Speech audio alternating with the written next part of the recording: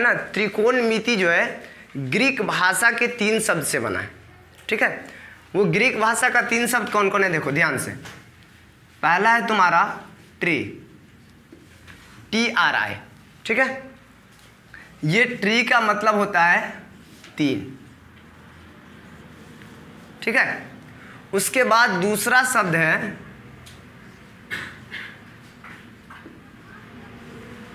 गौणिया। ठीक है, इसका मतलब होता है कोण। और उसके बाद तीसरा शब्द है तुम्हारा मेट्रोन। मेट्रोन का मतलब है मिति। ठीक है, समझ में आ रहा है?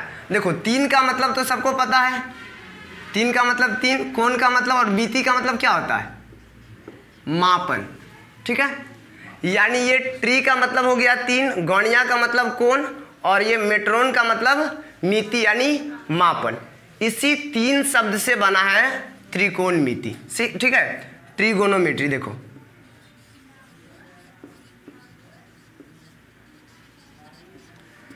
ट्रिगोनोमेट्री इसी 3 शब्द से बना है, जिसमें TRI यानी ट्री का मतलब क्या होता है, 3।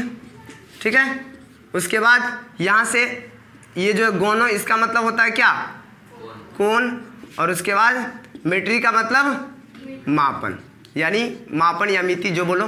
ठीक है, तो इसी ट्री, गोनिया और मेट्रोन से मिलकर क्या बना है, ट्रिगोनोमेट्री, जिसका मतलब होता है 3 कोण का मापन। देखो 3 कोण मापन, अब 3 कोण का मापन का मतलब क्या हुआ, 3 कोण किस में होता है, एक त्रिभुज में ही हो सकता है 3 कोण। उसके अलावा अगर चतुर्भुज की बात करो तो चतुर्भुज में तो 4 कोण हो जाता है, क्या पंचभुज की बात करो तो उसमें 5 कोण हो जाता है, यानी एक त्रिभुज में ही केवल कितना कोण होता है, 3 कोण। तो यहाँ पर जो हम बात करेंगे वो किसके बारे में, सिर्फ और सिर्फ त्रिभुज के बारे में। यानी इसका शाब्दिक अर्थ, ट्रिगोनोमेट्री का शाब्दिक अर्थ क्या हो गया, 3 कोणों की माप, यानी त्रिभुज की माप। ठीक है, त्रिभुज की माप। अगर हिंदी में भी देखो इसको, देखो हिंदी में इसको कैसे लिखते हैं, त्रिकोण मिति, ऐसे ही लिखते हैं ना, त्रिकोणमिति। तो इसमें त्रि का मतलब हो गया 3, कोण का मतलब एंगल, और मिति का मतलब मापन, यानी त्रिकोणमिति। हम त्रिकोणमिति का शाब्दिक अर्थ क्या समझेंगे, 3 कोणों की माप, और 3 कोण सिर्फ एक त्रिभुज में ही होता है, इसलिए इसका शाब्दिक अर्थ हो गया त्रिभुज की माप। अब देखो इसमें हमको पढ़ना क्या है, देखो त्रिभुज में 3 कोण होता है और 3 भुजा होता है, ये तो सबको पता है। तो हम उस भुजा में, यानी भुजाओं के बीच कैसा रिलेशन होता है और भुजा और कोण के बीच कैसा रिलेशन होता है, इसी को हम त्रिकोणमिति में समझेंगे। अब देखो त्रिकोणमिति जो हुआ, इसका मतलब त्रिभुज की माप, ये तो समझ में आया, लेकिन कौन से त्रिभुज की माप, त्रिभुज 6 तरह का होता है, 3 होता है कोण के आधार पर और 3 भुजा के आधार पर होता है ना। त्रिभुज तो ये 6 प्रकार का होता है, तो क्या हम उस 6 त्रिभुज के बारे में त्रिकोणमिति में पढ़ेंगे, नहीं, हम सिर्फ और सिर्फ पढ़ेंगे समकोण त्रिभुज के बारे में।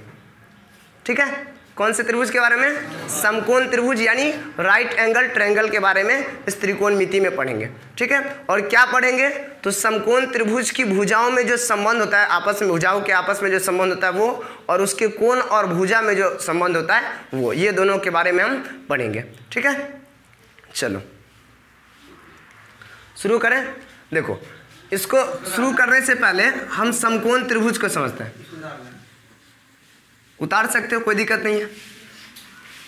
देखो ये जो ट्री और गोनिया और मेट्रोन है ना, ये ग्रीक भाषा का ये 3 वर्ड है। ठीक है, ग्रीक लैंग्वेज का, जल्दी से नोट करो। ठीक है, तब तक हम फिगर बना लेते हैं।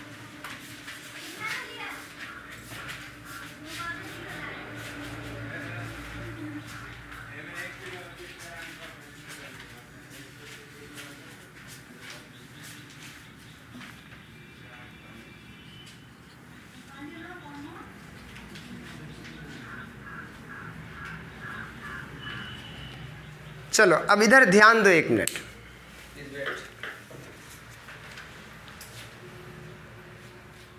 देखो ये ABC क्या है, एक समकोण त्रिभुज यानी राइट एंगल ट्रायंगल है। ठीक है, जिसका कोई भी, समकोण त्रिभुज क्या होता है, जिसका कोई भी एक कोण 90 डिग्री यानी 90 डिग्री हो, है ना। तो इसमें देखो, इसमें कोण बी 90 डिग्री है यानी 90 डिग्री है, तो ये क्या हो गया, एक राइट एंगल ट्रायंगल यानी समकोण त्रिभुज। अब ये कोई जरूरी नहीं है कि इसका कोण बी ही समकोण हो, ठीक है, कोण ए भी हो सकता है, लेकिन समकोण त्रिभुज का जो आकार होगा, जो आकृति होगी, जो शेप होगा, वो इसका इस तरह से होगा, ठीक है। अगर मान लो इसको हम इसी को लिखे, इस तरह से बनाएं, इस तरह से, देखो ध्यान से इधर, ठीक है, इस तरह से अगर हम बनाएं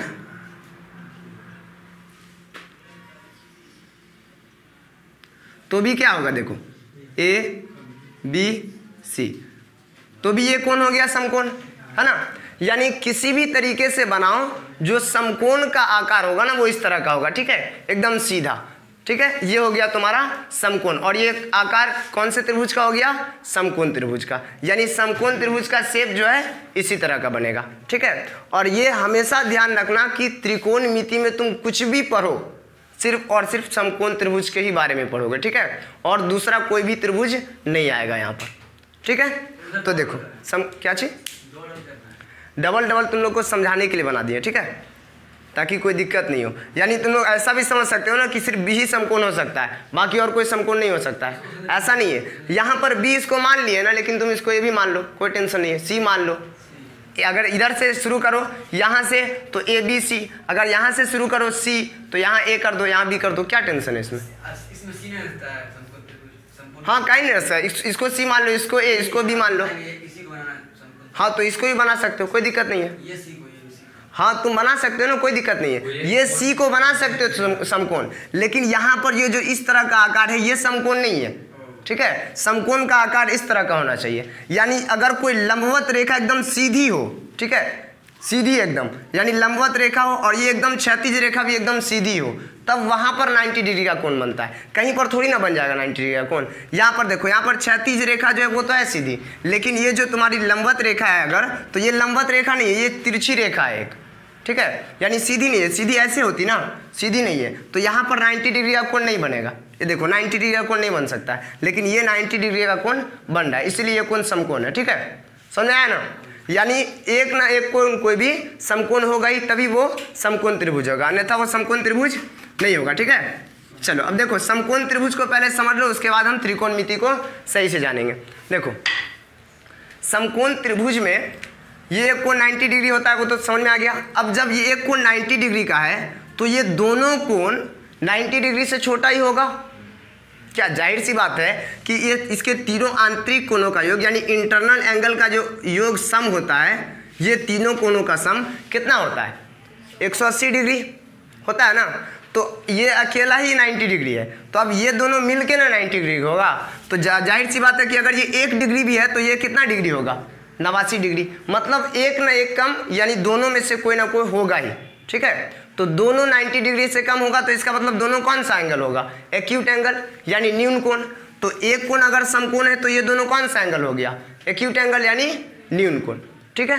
अब देखो समकोण त्रिभुज में भुजाओं के बीच एक रिलेशन होता है, ठीक है। वो कैसा रिलेशन, पहले भुजा को जान लो क्या होता है। देखो समकोण के सामने वाली जो भुजा होती है, यानी ये समकोण है ना, इसके ठीक सामने वाली भुजा, ये वाली जो भुजा है, ये कौन सी भुजा होगी, इसको कहते हैं हम लोग कर्ण, ठीक है, कर्ण, और इंग्लिश में बोलते हैं हाइपोटेनियस, ठीक है, ठीक है। हिंदी में कर्ण और इंग्लिश में हाइपोटेनस। ध्यान दो इधर, ये एक्यूट एंगल, यानी जो 90 डिग्री से छोटा कोण होता है उसको हम क्या बोलते हैं, पढ़ाए थे ना, एक्यूट एंगल यानी न्यून कोण, ठीक है। अब देखो समकोण के सामने वाली जो भुजा होती है उसको क्या कहते हैं, कर्ण, और ये समकोण त्रिभुज की सबसे बड़ी भुजा होती है। समकोण त्रिभुज की सबसे बड़ी भुजा कौन सी होती है, कर्ण। ये ऑब्जेक्टिव का एक क्वेश्चन है, ठीक है, इस समकोण त्रिभुज की सबसे बड़ी भुजा कर्ण होती है, ठीक है, समझ आया। तो ये समकोण के ठीक सामने होगा। अगर मान लो समकोण यहाँ होता तो फिर कर्ण कहाँ जाता, इधर आता, ठीक है। अगर समकोण यहाँ होता तो कर्ण इधर आता, यानी समकोण के सामने जहां भी रहे वो कर्ण होगा, समझ में आ गया। और उसको इंग्लिश में बोलते हैं हाइपोटेनस, और इसको हम एच यानी स्मॉल एच से डिनोट करते हैं, ठीक है। यानी हाइपोटेनस का पहला लेटर जो है एच, इससे हम डिनोट करते हैं, ठीक है। अब देखो, अब ये जो लंबवत रेखा है, ये लंबवत रेखा, इसको हम लंब बोलते हैं। क्या बोलते हैं? लंब। ठीक है, इसको हम परपेंडिकुलर बोलते हैं इंग्लिश में।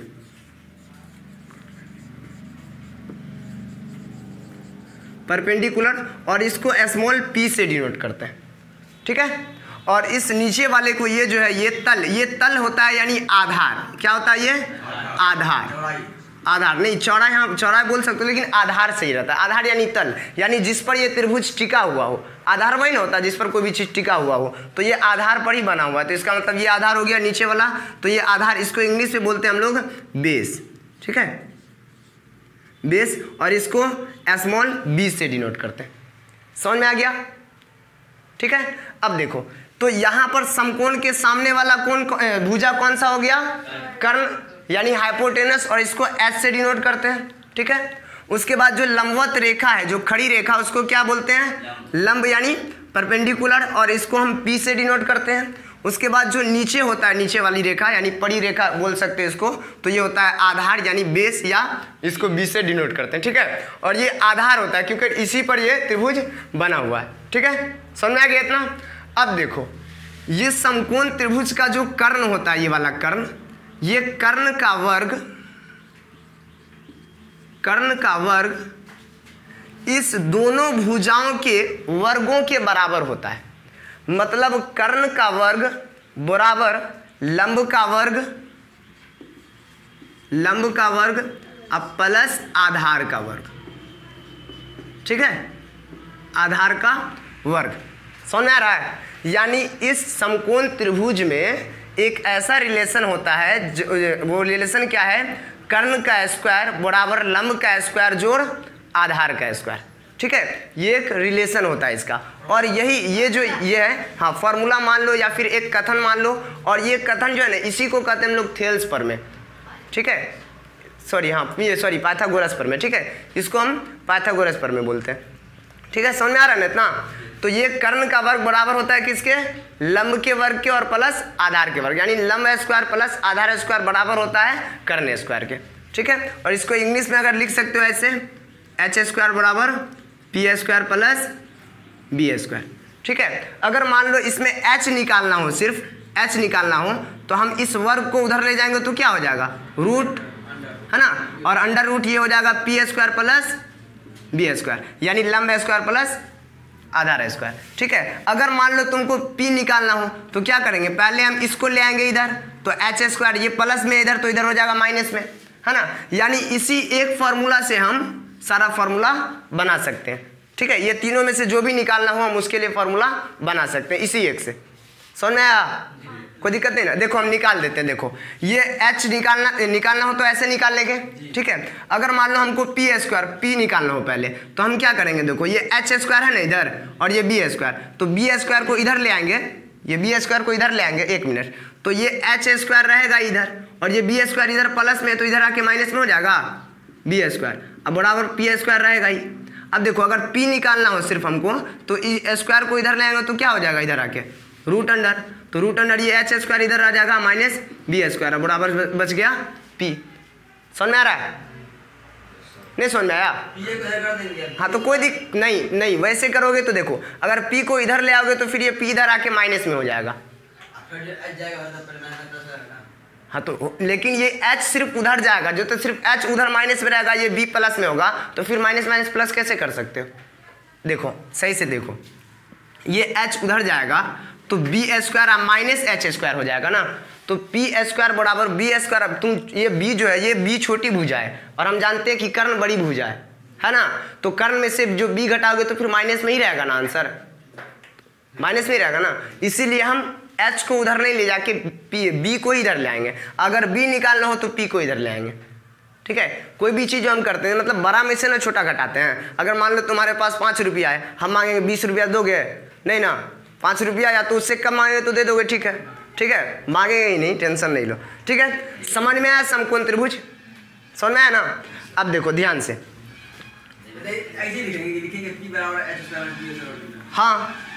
हाँ पूरा लिखना पड़ेगा, सब मिल जाएगा, टेंशन मतलब। ठीक है, चलो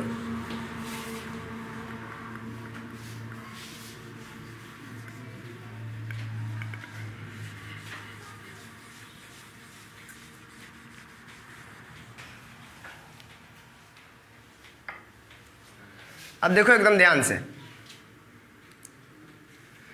अभी जो बतलाए थे हम, ये कर्ण, ये आधार और ये लंब, ये बतलाए थे ना तीनों। अब देखो ये तो इसकी वास्तविकता है समकोण त्रिभुज की, लेकिन अगर तुमको ये वाला कोण से लेना हो, अभी तो हम ये कोण से लिए थे ना, अगर मान लो तुमको ये वाला कोण से लेना हो, ये वाला कोण से, यानी देखो ना, अगर इस कोण से माप लेनी हो, जैसे अभी हम किस से लिए थे, इस कोण से लिए थे ना, तो ये कर्ण, ये लंब और ये आधार। तो अगर हम इस कोण से अब लेते हैं तो इस कोण की जो सामने वाली भुजा हो जाएगी, देखो नहीं, कर्ण कौन होगा, कर्ण, देखो कर्ण ये नहीं होगा, देखो ध्यान से, कर्ण जो होगा वो सिर्फ समकोण के सामने वाली भुजा होगी, न्यून कोण के सामने वाली भुजा कर्ण नहीं होगी, न्यून कोण के सामने वाली भुजा जो होगी वो लंब होगी। देखो यानी इस कोण के लिए ये लंब हो गया, अगर हम इस कोण से माप लेते हैं इसकी, तो इस कोण ए के लिए लंब हो गया BC, अब कोण सी के लिए लंब क्या होगा, समझ में आ रहा है क्या बोल रहे हैं। लेकिन समकोण के सामने वाली भुजा जो ये रहेगी, ये हमेशा कर्ण रहेगी, ठीक है, क्योंकि ये समकोण है। कोण बी की लंब हो गई AC। हाँ, कोण बी की लंब AC नहीं, AB, कोण बी के लिए, अब कोण ए के लिए लंब होगा BC, क्योंकि देखो कोण ए को अगर मान लो हम इस त्रिभुज को ऐसे बनाते हैं, देखो ऐसे ऐसे पलटाते हैं तो देखो कैसे आएगा, ये ऐसे ऐसे बनेगा ना, देखो इस तरह से बनेगा। तो मान लो ए यहाँ आ गया, बी यहाँ आ गया, सी यहाँ गया, तो कोण ए से जो लेंगे तो ये होगा ना लंब, समझ आया।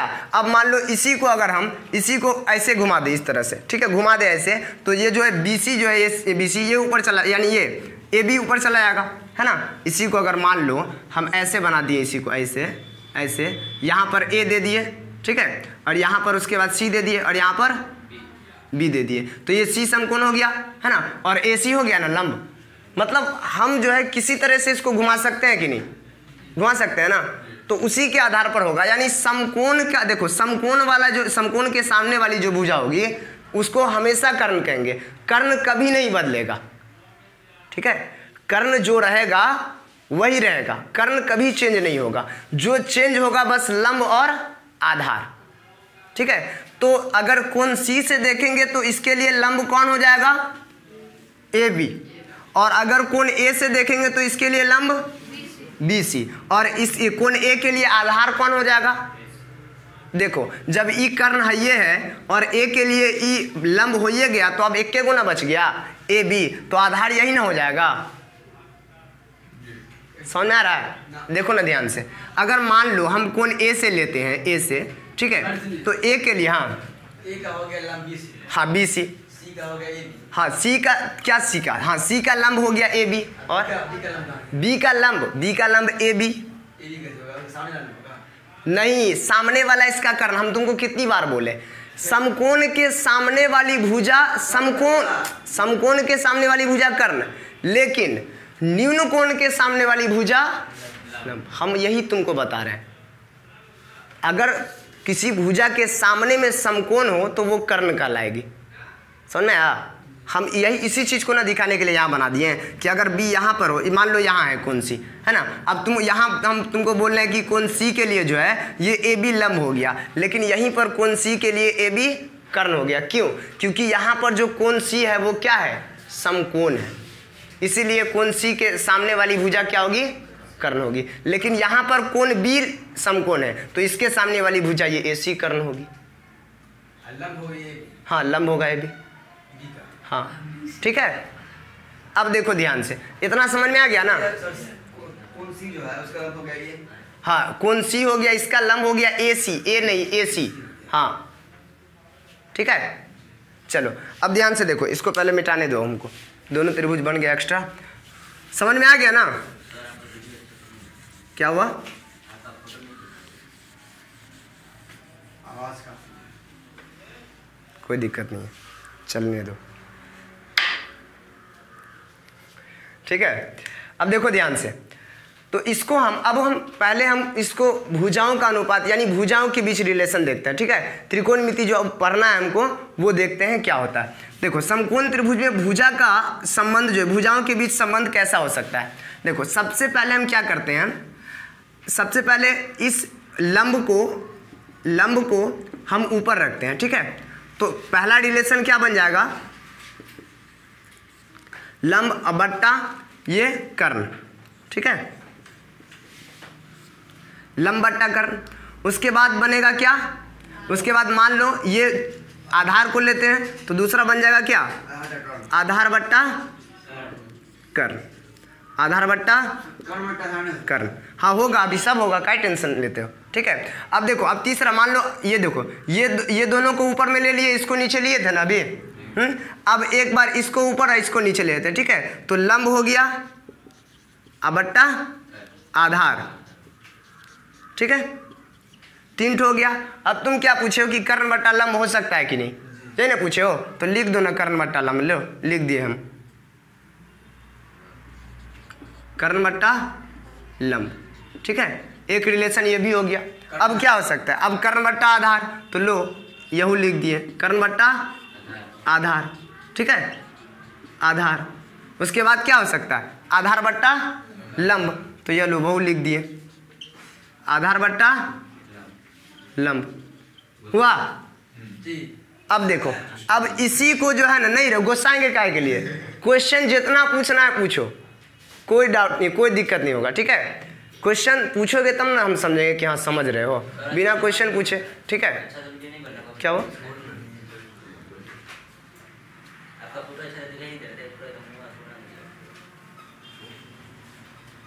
अब देखो ध्यान से, देखो ये लंब बट्टा कर्ण को, ये लंब बट्टा कर्ण का जो अनुपात है ना, अनुपात, ये दोनों का रिलेशन, इस रिलेशन को साइन नाम से जाना जाता है। किस नाम से, साइन नाम से। अब आ रहा है त्रिकोणमिति वाला मटेरियल सब, ठीक है, ध्यान रखोगे।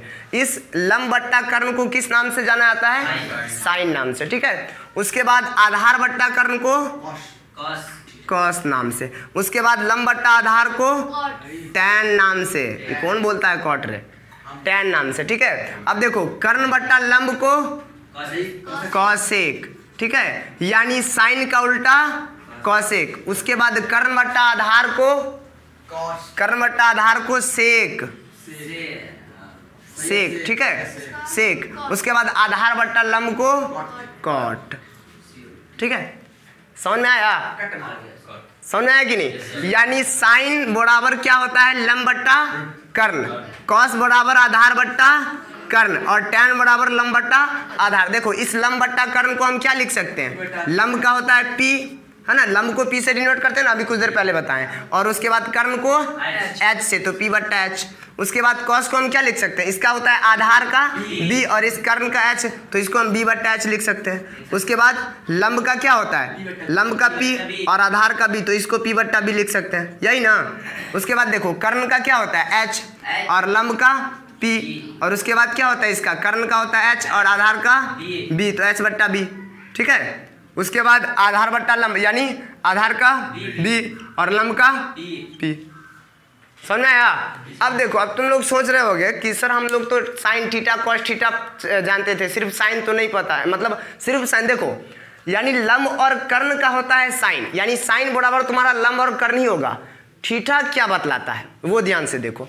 अगर मान लो हमको इस कोण से, ये कोण से हमको जानना है, तो यहाँ पर हम थीटा दे दिए, ठीक है। यानी ये कोण का माप हमको नहीं पता है, तो इसको थीटा, जिस कोण का माप नहीं पता हो ना, तो इसको थीटा से डिनोट किया था, ठीक है।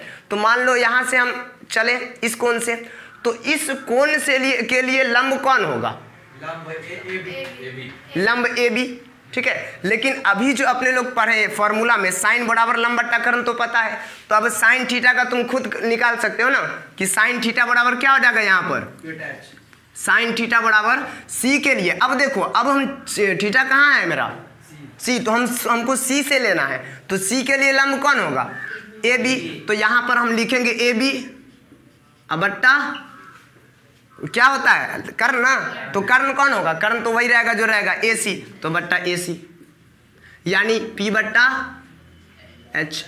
मतलब हम तुमको ये बतला दिए कि तुमको सिर्फ यही जानना है, क्योंकि थीटा मान लो अभी ना तुम, अगर मान लो यहाँ पर हम तुमको थीटा नहीं दिए और सीधा बतला दिए साइन थीटा बराबर लंब बट्टा कर्ण, ठीक है। तो मान लो अगर थीटा यहाँ हो, यहाँ, तब तो लंब बदल जाएगा ना, जी। लंब ये हो जाएगा और आधार ये हो जाएगा, या फिर कर्ण ये हो जाए, कर्ण ये रहेगा, है ना। तो फिर उल्टा हो जाएगा इसका, समझ रहे हो ना। तो थीटा का यूज समझो तुम। यहाँ पर तुमको साइन थीटा क्यों कैसे लेना है, जब तुमको थीटा को देख के लेना है। अगर थीटा यहाँ हो तो लंब ये हो जाएगा, आधार ये।